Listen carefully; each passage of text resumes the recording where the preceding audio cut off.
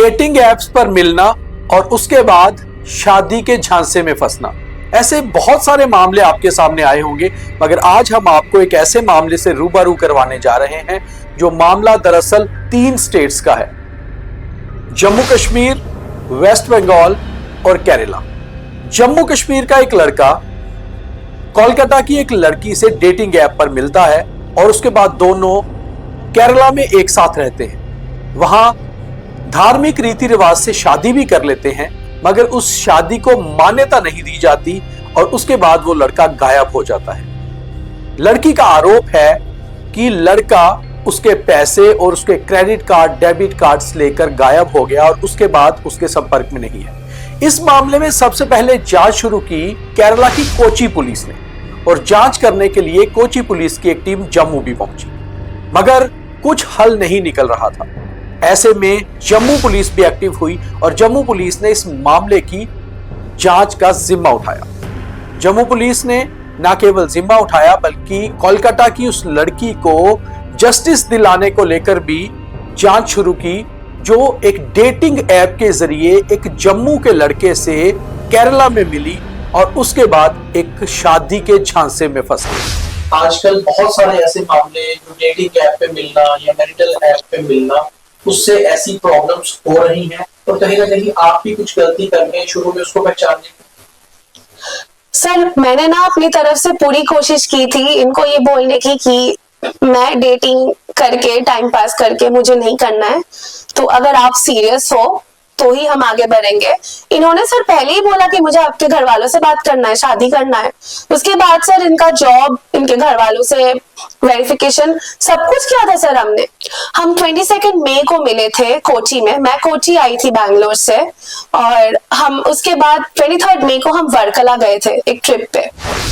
हालांकि जम्मू पुलिस का यह कहना है कि अभी तक लड़का मिसिंग है और जब तक लड़का नहीं मिल जाता तब तक ये बात साफ नहीं हो पाएगी कि आखिर सारा मामला था क्या।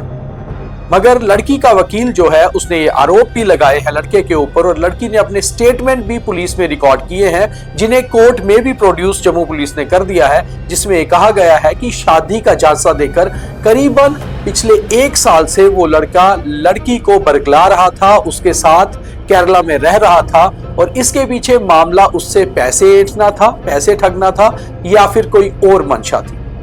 लड़की ने आरोप ये भी लगाए हैं कि लड़के के परिवार के लोग उसे फोन पर धमकाते रहे हैं कि वो उनके लड़के से अलग हो जाए। अब इसके पीछे कारण क्या है, इसकी भी पुलिस जांच कर रही है। पुलिस ने फिलहाल सभी के स्टेटमेंट्स रिकॉर्ड करके कोर्ट में प्रोड्यूस कर दिए हैं और इंतजार है कि लड़का कम से कम जो मिसिंग है वो मिल जाए। अब इसमें सबसे बड़ा सवाल यह भी है कि अगर लड़का मिसिंग था तो लड़के के परिवार के लोगों ने मिसिंग रिपोर्ट पुलिस में दर्ज क्यों नहीं करवाई? आखिर उस लड़की को केरला से अपने घर कोलकाता होते हुए जम्मू क्यों आना पड़ा जम्मू पुलिस के सामने गुहार लगाने के लिए? इस सारे मामले में exclusively the news room 24 hours के पास उस लड़की का पूरा इंटरव्यू भी है, जिसमें उसने ये बात बताई है कि कैसे वो इस झांसे में फंसी एक डेटिंग ऐप के जरिए। एक बहुत बड़ा मैसेज आज के उन युवाओं के लिए है जो जम्मू कश्मीर से बाहरी राज्यों में रह रहे हैं या बाकी बाहरी राज्यों से अलग अलग जगह रहकर अपनी दिनचर्या, अपने रोजगार कमा रहे हैं और उसके बाद जब शादी की बात आती है तो डेटिंग एप्स के जरिए शादी के इन झांसों में फंस जाते हैं। नॉर्मली अगर हमें कोई जॉब या नौकरी भी लेनी होती है तो हम उस कंपनी का पूरा बायोडाटा निकालते हैं, हम अपने सीवीज वहां सबमिट करके कई राउंड इंटरव्यू करते हैं। मगर जब शादी की बात आती है जिसमें केवल 2 लोगों का मिलना नहीं बल्कि 2 परिवारों का बंधन होता है, तो हम डेटिंग एप्स के जरिए ही शादी करके अपना घर बसाना, अपना सपना सजाने की बात करते हैं और फिर ऐसे झांसों में फंसते जाते हैं। तो दरअसल ये एक बहुत बड़ा मैसेज है उन सभी युवाओं के लिए भी कि ऐसे झांसों में ना फंसे। सबसे पहले आप सुनिए उस लड़की ने हमारे साथ इंटरव्यू में क्या कहा और क्या क्या बातें बताई, क्या क्या खुलासे किए। Amandeep Singh, he happens to be my husband. हम केरला में साथ में रहते थे और he is a native of Jammu, नारदानी मोर। मैंने ये कंप्लेंट लिखी कि इसने मेरे साथ फ्रॉड किया है। मुझे बोला था कि घर पे घूमने जा रहा है जम्मू में 21 नवंबर को, और घर जाने के बाद से मुझे इनके फैमिली मेंबर्स ने ब्लॉक कर दिया। इन्होंने मुझे थ्रेट किया कि मुझे अपने कोची वाले फ्लैट में वापस नहीं आना है, इनको वापस जाके अपने दीदी के साथ मेरा सामान फेंक देना है। उसके बाद मैंने पुलिस को अप्रोच किया। मैं डर गई थी, मैं कोची में किसी को नहीं जानती थी। 21 नवंबर को अमनदीप ने मुझे बोला वो जम्मू जा रहा है अपने घर पे, उनको अपने फैमिली मेंबर्स के साथ बात करना है, क्योंकि उनके फैमिली मेंबर्स मेरे तरफ बहुत अब्यूसिव थे।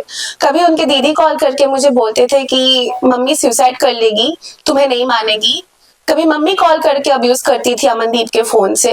तो मैं इसके वजह से डिप्रेशन में चली गई थी and I was wanting to meet his family. तो उन्होंने मुझे बोला कि मैं घर जाता हूँ, जाते ही तुम्हें सबसे बात कराऊंगा और तुम भी घर से घूम के आओ, क्योंकि तुम केरला में किसी को नहीं जानती हो।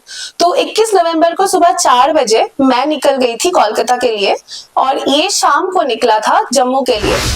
आपने सुना कि इस लड़की ने किस तरह से पूरी अपनी कहानी बताई। अब इसके बाद की कहानी हम आपको बताते हैं कि दरअसल ये लड़की एसएसपी जम्मू से भी मिली और उन्होंने पूरी मदद इस लड़की की। केरला पुलिस जम्मू पहुंची थी मगर कोई मामले का हल नहीं निकाल पाई थी, मगर बावजूद इसके जम्मू पुलिस ने इस मामले में पूरी जांच करने का जिम्मा लिया और फिर उस लड़के के परिवार तक पहुंचे जो दोमाना थाना के अंतर्गत एक गांव में रहते हैं। उनसे बातचीत की गई, उनके स्टेटमेंट रिकॉर्ड किए गए, विक्टिम बताने वाली अपने आप को जो लड़की है उसके भी स्टेटमेंट रिकॉर्ड किए गए और फिर कोर्ट में प्रोड्यूस किए गए। फिलहाल अगर आज के दिन की बात करें तो इस मामले का स्टेटस ये है कि जब तक इस मामले में मेन कल्प्रिट बनाया जा रहा, मेन एक्यूज्ड बताया जा रहा अमनदीप नहीं मिल जाता, तब तक ये मामला सॉल्व नहीं होगा। और तब तक के लिए जम्मू पुलिस का यही कहना है कि अपनी तरफ से कार्रवाई पूरी तरह की गई है और जांच भी आगे की जा रही है। दूसरी ओर केरला पुलिस भी अपनी तरफ से जांच कर रही है और हमारे पास जो जानकारी है, एक आईपीएस ऑफिसर हार्दिक मीना केरला पुलिस के हैं जो इस मामले को लेकर सारी कार्रवाई कर रहे हैं। वो लगातार जम्मू पुलिस के संपर्क में भी हैं और वो केरला में भी उस लड़के की तलाश कर रहे हैं जो केरला के कोची में एक निजी बैंक में मैनेजर के रूप में जॉब करता था।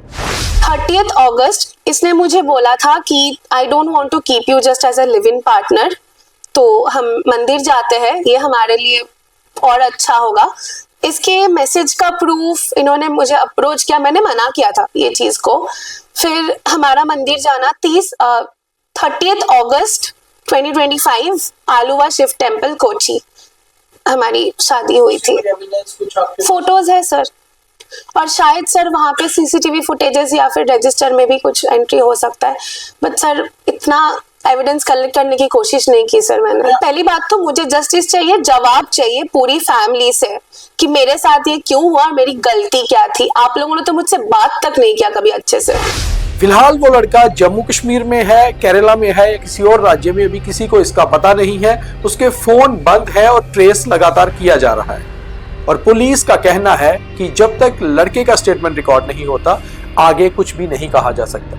चाहे ये मामला दो लोगों के बीच का हो, मगर ये मामला एक बहुत बड़ा मैसेज है हमारे समाज के लिए कि डेटिंग एप्स के जरिए अगर आप अपना घर बसाना चाहते हैं, अपने जीवन को संजोना चाहते हैं तो समझ जाइए। कम से कम पहले अपने परिवारों को, अपने रिश्तेदारों को मिलने दीजिए और पूरी जांच करके ही आगे बढ़िए। यार इस मामले में जो भी फॉलो अप होगा हम आपको फॉलो अप स्टोरी में भी बताएंगे। बहुत धन्यवाद।